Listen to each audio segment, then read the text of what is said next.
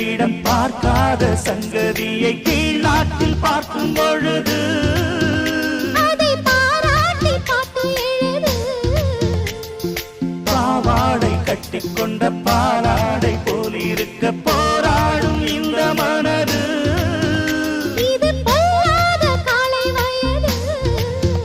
சின்ன பூச்சரமே ஒட்டிக்கோ கட்டிக்கோ என்னை சேர்த்து, இன்னும் தேவை என்றால் ஒத்துக்கோ கத்துக்கோ என்னை கேட்டு.